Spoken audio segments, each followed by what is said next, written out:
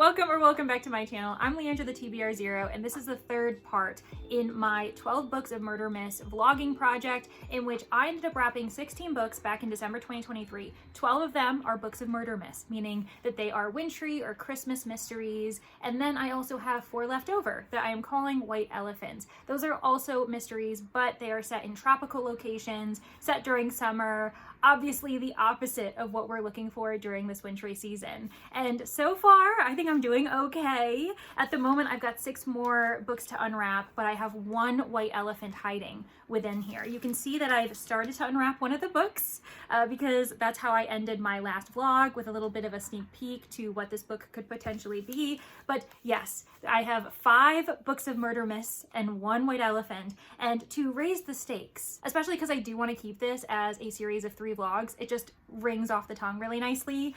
I'm gonna challenge myself to read until I find the final white elephant. If I get to all 5 books and then the white elephant is just there in the end, then I've won my game. But if I unwrap the final white elephant, then that means I have to read that book and end on a very unsatisfying tropical read. So wish me luck. We're gonna see how this goes. Also, I 100% plan on actually ranking all of the books that I read for this 3 video project at the end of the video, as requested by a couple of the viewers. Thank you all so much for that request, because I actually am excited to do it, and there have been some surprises along the way, books that I expected to love and didn't, and vice versa. So yeah, stay tuned for that, because I think that'll be a very interesting process. Previously on Leandra the TBR0, I ended up pulling blind pick from my jar, meaning that I had to scramble the last 6 books all together, and I picked this one. You can see here the little preview is promising. It doesn't look like it is a, white elephant, because the last time I did this, we got a palm tree, and I was like, well, I think we know what we have. Whereas here, this one seems to be maybe gloomy, dark, and yeah, let's just unwrap it to see what I actually have to read. One, two, three. Oh my gosh, I see it says Lady Sherlock, The Art of Theft. Ooh, okay. I'm not sure which book in the series this is, because I'm wondering if I was being mean to myself, because I definitely have... Oh no. Okay, so I'm pretty sure this is the 4th in the series. I have the 3rd in the series here. Past Leandra apparently assumed I was going to read this book so that when I unwrapped this, I was going to be good to go. That was not the case. What am I going to do? I guess we're going to have to read this one, and then I can read The Art of Theft. Wow. I was not expecting that. I mean, I am really excited about this series. I read books 1 and 2 a couple years ago. It follows Lady Sherlock Holmes in order to do what she loves and take care of herself in this Victorian society. She has to pretend to be a man. She doesn't dress like a man. She simply pretends to be the sister of the infamous Sherlock Holmes. And because he is sickly and also a bit of a recluse, she acts as the go-between when it comes to cases, to basically keep the public from knowing that it's actually her who's solving this case. And I really loved books 1 and 2. I actually think I ended up loving book 2 more than I loved book 1. So I have been meaning to continue the series, but oh no, I do remember, actually, you know what's crazy? You kind of go back and you're like, oh yeah, that was my thinking. This book does happen to be set in winter, and I think that's why I was like, oh, this is the one I'm gonna have to choose as the, one of the 12 Books of Murdermas. Oh, here we go. So it says, as Sherlock Holmes, consulting detective, Charlotte Holmes has solved murders and found missing individuals, but she has never stolen a priceless artwork, or rather made away with the secrets hidden behind a much coveted canvas. But Mrs. Watson is desperate to help an old friend recover those secrets, and Charlotte finds herself involved in a furiously paced scheme to infiltrate a glamorous Yuletide ball, where the painting is one handshake away from being sold, and the secret's a bare breath from exposure. Okay, this is why I had to choose this one, because it's set at a Yuletide ball. We are now caught up. Okay, okay. So what we're gonna have to do for this vlog is read The Hollow of Fear first, because I'm 99% sure this is the 3rd book in the series, and then we will read The Art of Theft. Who would have expected a, bonus book that isn't even wrapped? But here we are.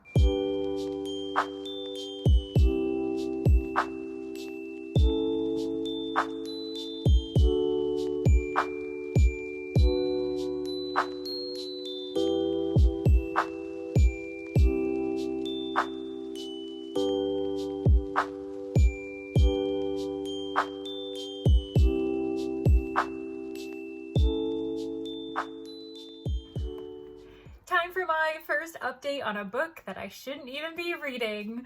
I am about a fifth of the way through The Hollow of Fear. I just finished chapter 5, and this was actually the perfect time to do a check-in. I'm currently hosting bonus sprints for all of my Manor guests, and I told them during this sprint, I'm going to read one more chapter, then I'm going to check in on this vlog, and it was the perfect chapter to end on because I am so intrigued. I have no idea what I'm going to be like moving into as the narrative progresses, but it's important to know that this is the third book in the Lady Sherlock series. It follows Charlotte Holmes among other characters. Obviously, Charlotte is our dominant primary protagonist because she is Sherlock Holmes in disguise, kind of. She pretends to be his sister and acts as a go-between, whereas this, aloof Sherlock Holmes is never actually met in person, and obviously, it's actually Charlotte. Meanwhile, we have this large cast of characters, and we're periodically in their perspectives as well. Mrs. Watson is basically the woman who is hiring her to be her lady's companion, because in the first book, I will say that Charlotte has been disgraced in a certain way, so she now has to make her own way in society. Then we have Charlotte's sister, Livia, who I would die for. I love Charlotte, but for some reason, my favorite character throughout the series remains Livia. She wants to be a writer. She is a character who cares so deeply for her sister Charlotte, as well as their other sister Bernadine. And I really feel for Livia because Livia just wants to be loved and be safe and feel comfortable in her life. And at the moment, she's just at a loss. She has to do secret meetings with her sister Charlotte because of Charlotte's situation. And she also feels this kind of distance from Charlotte and Bernadine because both of those sisters happen to be on the spectrum in some form. I believe that Bernadine is low functioning autistic while Charlotte Holmes is high functioning, which just allows her to, while she has stuttering moments and she struggles to comprehend certain social etiquette during this Victorian period, she also has learned to mask that because, a lot of times we do see people who are on the autism scale having to mask their thoughts, their feelings, their reactions, because society doesn't accept their own kind of neurodivergent nature. But I really love how it's featured here. We also have Lord Ingram, who is the love that kind of got away. There are certain experiences that, have led Charlotte and Lord Ingram to go in separate directions, but you can tell that they're meant to be together. Livia has her own, romantic subplot going on that I'm eating up, and I'm like, please can we have more scenes in this book? But, it's early days.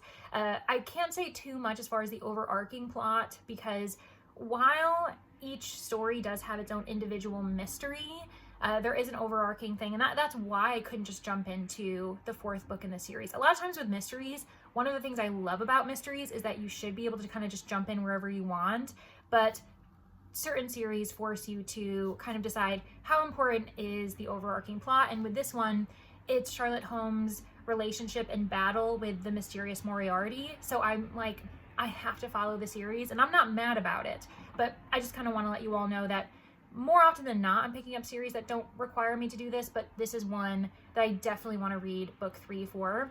And the individual mystery, though, with this, we just found a dead body. And I am very, very excited about it because there have been rumors, gossip surrounding this particular person. Why have they suddenly disappeared and supposedly gone to Switzerland? And now we have found their body in the icebox, and everyone is just like, what do we do now? What's exciting about this one too is that it's the first mystery that is outside of London. It's actually in the country because the season has ended. Books 1 and 2 take place in London, in the city streets, whereas this one, everyone is going off to a country estate, and it's actually on the property of Lord Ingram, so that will obviously cause some discomfort and like a lot of tension. But Anyways, I'm loving it. It's so good. Obviously, this is a book that just works for me because it's Victorian era, historical mystery, Sherlock Holmes reimagining, which we all know I love. So, like, I'm not mad that this is a bonus book that I'm being forced to read. And I'm actually so excited to read this one and then immediately jump into The Art of Theft because that one's going to be great too. So, anywho, that's my update, and I'll let you guys know what I think when I'm done. After about a week of rain, we have returned to the wintry weather. There is the lightest snowfall happening outside my window right now, and it is so calming. It really does make me want to snuggle up with a hot drink and just read all day, which is pretty much what I have been doing this morning. And I finished The Hollow of Fear, so I can finally actually start reading the first book I unwrapped for this vlog. But I am entering that book with such high expectations at this point because this is 5 stars. I am in love with this series. Every single time I pick up another book, I'm reminded by how impressed I am by Sherry Thomas's interpretation of Sherlock Holmes, the fact that we have Charlotte Holmes, many characters whose lives we are invested in as well. So it's not just her, but we're invested in Livia, her sister, Mrs. Watson, Lord Ingram, and I just love all of these characters. And on top of that, even as I'm invested in this world that they're living in, the fact that they are very set in the Victorian era and having to abide by certain social expectations, we're getting really intricate mysteries that are definitely at the caliber that you would expect the traditional original Sherlock Holmes to find himself mixed up in. So we did end up finding the body of a certain character that I can't tell you about because it's very pivotal that you were to read book 2 to know who this person is, and I'm not going to reveal that. On top of the fact that we have the overarching mystery of who Moriarty is, are they all connected, are they all separate? The only person who could help us sift through all of the entangled coincidences, clues, and red herrings would be Charlotte Holmes. And what I really love about this book in particular is it shows the emotions that Charlotte Holmes actually still can experience.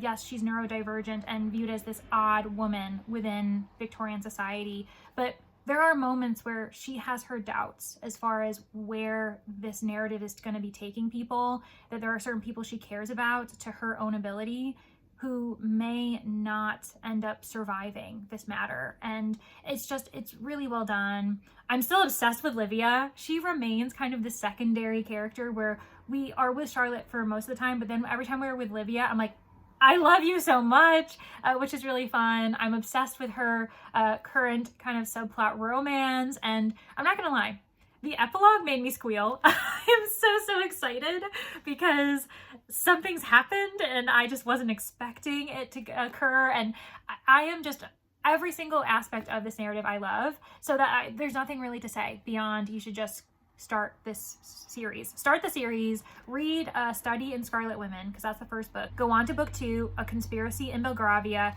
then go to The Hollow of Fear, catch up with me.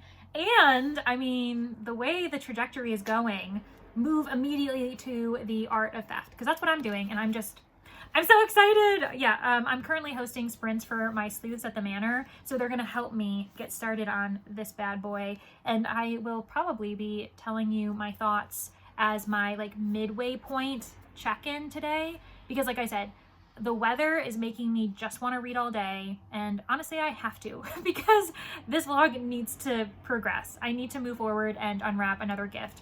So yeah, I can't wait. I will let you know, as soon as I actually have enough understanding of the plot, and then I can check in with you.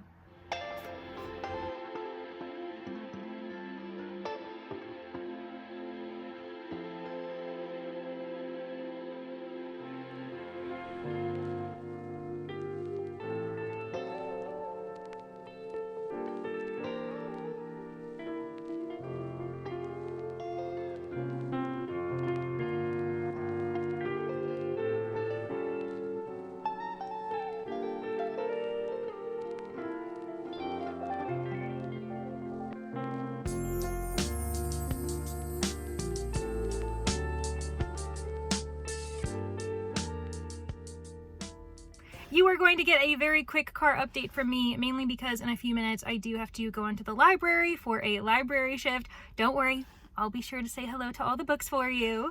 And I also don't have my like mechanical arm thing that typically holds the phone in place, so it's just my brute strength. And we probably can assume that I've never had any arm strength in my life. So you all are in a very precarious position right now, and I need to get this update done.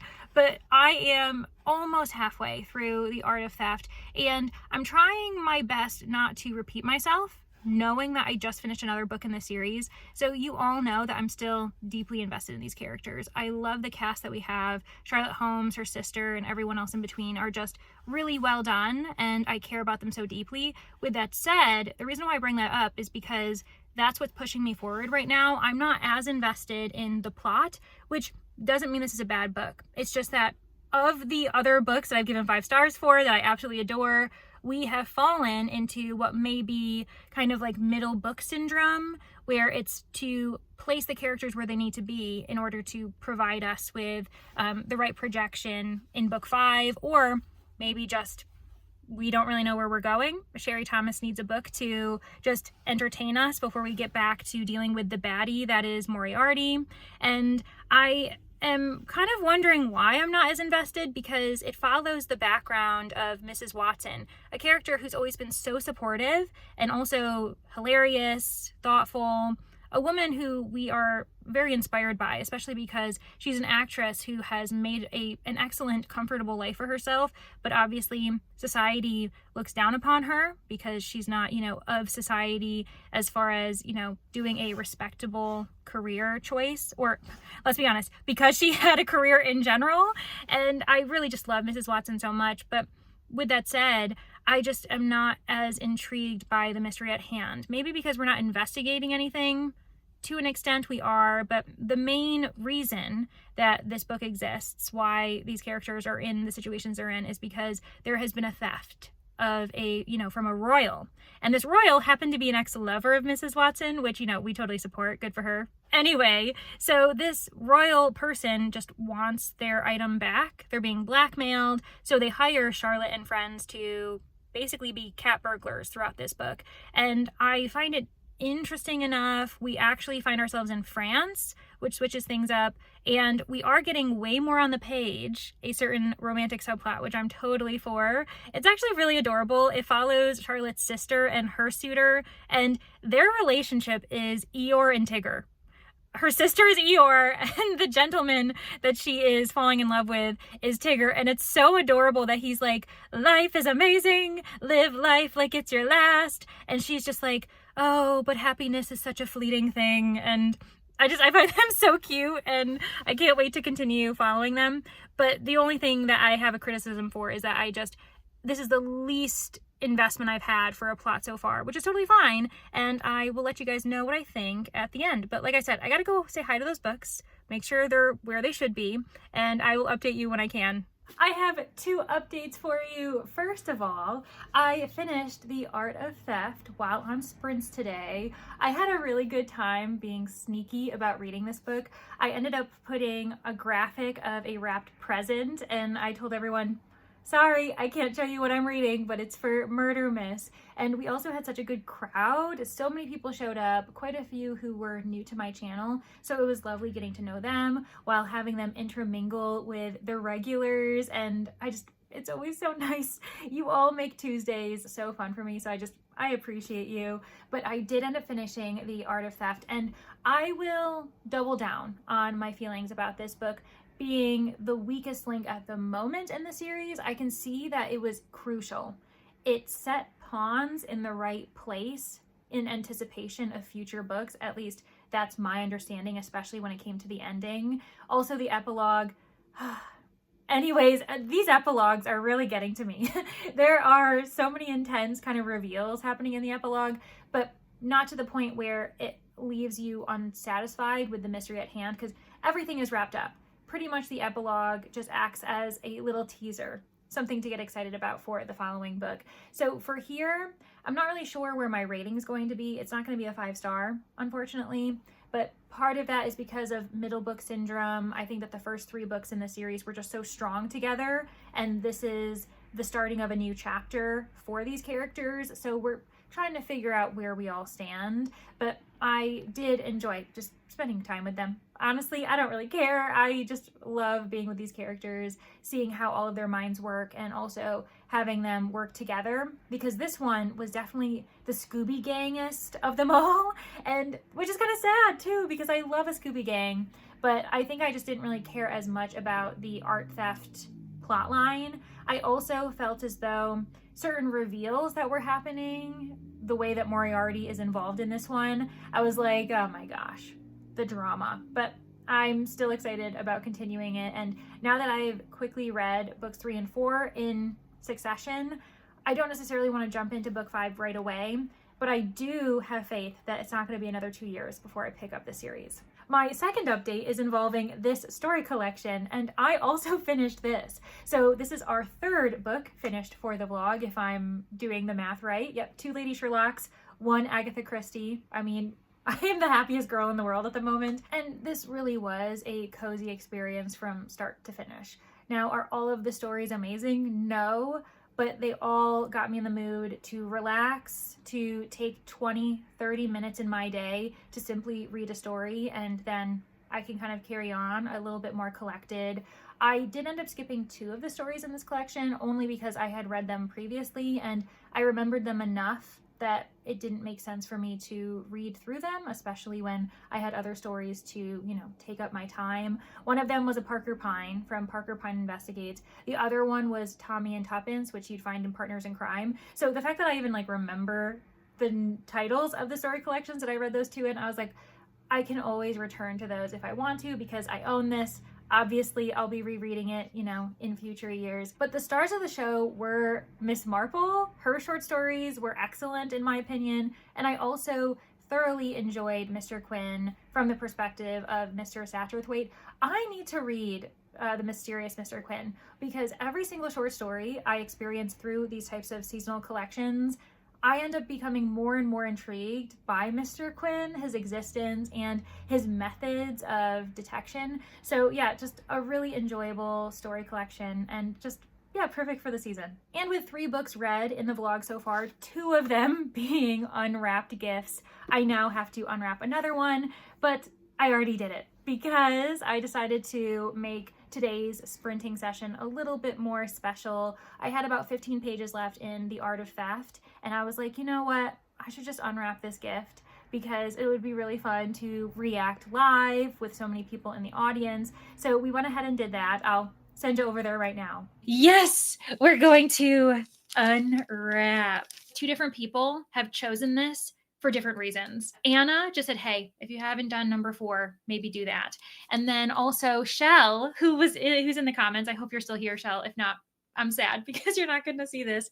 She said that we should choose the lowest number left for the red wrapping, and that happened to be number 4. So we're going to do it. Okay, so ready? 1, 2, 3. Crime at Christmas by CHB Kitchen. I'm not gonna lie, my heart was pounding. I was so nervous about unwrapping a white elephant in front of you all. That would have been very awkward. So yay, I'm so excited. Yes, we have dodged the white elephant yet again. I really don't know when this book is going to pop up, but I am getting ever more nervous as the odds get away from being in my favor. But Crime at Christmas by CHB Kitchen is the one that was selected. So thank you so much, Anna and Shell, for coming together in 2 different ways to tell me to basically unwrap this gift. I'm really looking forward to it because I've enjoyed the Christmas mysteries significantly during this vlogging project. So I'm going to be, diving in as soon as I can. But on that note, I do have to warn you all, I might not finish this before the vlog closes. I've kind of just accepted the fact that there's going to have to be a 4th vlog for this project, a 4th part where I read more books, and we're going to see what ends up happening. But yeah, I just want to warn you that time is kind of running out for me to finish this before I have to start editing, uploading, and obviously presenting the video to you all. But I will provide you with an update, if anything, before I close out the vlog.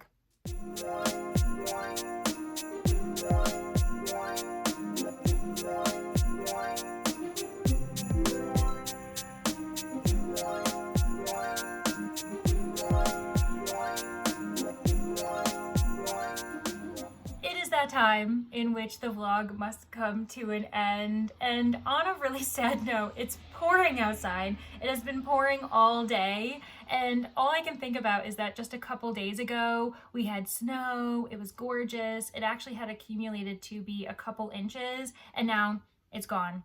No one would assume if you looked out my window that it is winter right now, that it's December. I'm kind of sad. I do miss feeling as though I could look out my window and it's matching what I'm reading. But you know what? That's okay, because that's what books are for. They're for escapism. And right now I'm escaping into a Christmas celebration. I'm actually really enjoying myself. Crime at Christmas is a book that's been on my radar for quite some time, but I've never actually pulled the trigger to read it. Probably because it is a Christmas mystery and there's only a small window of time every single year that I would be in the mood to read it. But I'm feeling it. I'm feeling really good about it.